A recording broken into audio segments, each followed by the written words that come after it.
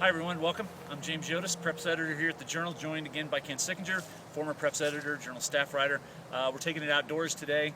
Our regular videographer is on vacation this week, so we're going outdoors to talk about this week in the prep football playoffs.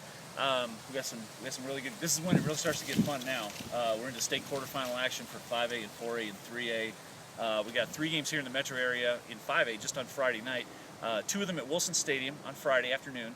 The 2 o'clock game. Can't ask for anything more than this. The Cueva, Dorado, a rivalry game in the playoffs. 2 o'clock. This is one of the games we're different on this week. You're taking Dorado. I'll let you go first. I am. I think it's like you said, it's a rivalry game. These teams always get after each other. They generally don't like each other a whole lot, but Dorado pulled off the upset. They're playing a little bit better going into this week. I think the momentum will carry over, and they find a way. Yeah, and I should tell you that Michael Rose, La Cueva's tailback, is supposed to be a game-time decision. I talked to Ed Lucero, the La Cueva coach, on Tuesday night. He said they probably won't decide till Friday. I don't know whether he's just playing coy or not, but if he doesn't play, if Michael Rose doesn't play, Dorado's chances improve quite a bit, right? Later on at Wilson Stadium, 7 o'clock kickoff, Sandia and Mayfield. That's the number 4 seed Sandia, the number 5 seed Mayfield. We both like Sandia in this game. You know, this is a good Mayfield team, but it doesn't strike me as being an extraordinary team. But, as you and I both know, when Mayfield gets in the playoffs, you know, they're one of those few teams that finds a way to flip switches sometimes. Yeah, they have tradition on their side, no question. They're not a fun team to draw in this round, but I just think Sandia has it going. They're a good team this year, and I think they're going to figure it out. They do. They're the better team. I've seen them both. So Sandia is the better team. That doesn't necessarily mean a whole lot in the playoffs. You know, sometimes we see the upsets, but I think we both like Sandia. Their defense is pretty good. Mayfield's offense, fairly average. I think Mike Bradley, the Mayfield coach, is going to have to open things up and come up with some creative ways to beat the Sandia defense. I'm just not sure he has the personnel this year to deal with Sandia. Up in Rio Rancho on Friday night, Volcano Vista plays Rio Rancho. That's Volcano Vista, the number 9. Rio Rancho is the number 1 seed. This is a rematch of a great regular season game that Rio Rancho won 37-34 on a touchdown with 20 seconds left. It was a crazy game. It was my favorite game of the regular season, but I think Rio Rancho is going to have an easier time of it this time. Yeah, I wonder how many games like that they did last week Volcano Vista can pull out. And with a week to get prepared for this game, I think Rio Rancho is going to find a way to do it. I do. Even though Rio Rancho struggled with Volcano the first time, I think Rio Rancho is coming off a really strong performance against Cleveland in the regular season finale. If that defense shows up throughout the playoffs, that team can win state. Their defense has been hit and miss a little bit. If that defense shows up, the one that played Las Cruces, the one that played Cleveland, yeah, that team will make a deep run.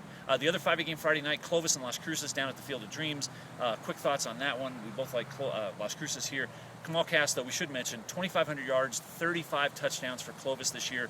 He's going to have another monster game to keep this one close, but I just don't think Clovis has enough around him for Clovis to go down and win this game. No, I think, Cass is going to get his. He's going to get some yardage. He's going to probably break 1 or 2, but Las Cruces just has the weapons. They're going to find a way to score more points, I think. Yeah, I agree there. A couple of quick mentions in 4A. Las Lunas and Belen are both home this week for quarterfinal games. We both like Belen to beat Deming. Las Lunas is home to play Piedra Vista on Friday night. I like Las Lunas to stay undefeated. Ken is taking Piedra Vista. Not a bad pick there. Got to go out on a limb occasionally. Yeah, you do. Piedra Vista is a very good team. This would not be a humongous upset, but I do like Las Lunas. I think their defense is too strong for Piedra. And 2 local 3A teams are playing on one on Friday, one on Saturday. Academy travels to Silver on Friday. That's in 3A.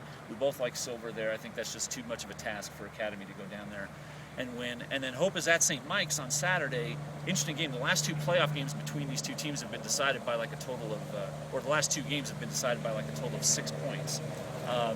But I still like St. Mike's to win. I think they won 12-7 just a couple of weeks ago at the end of the regular season. I like St. Mike's bigger in this game.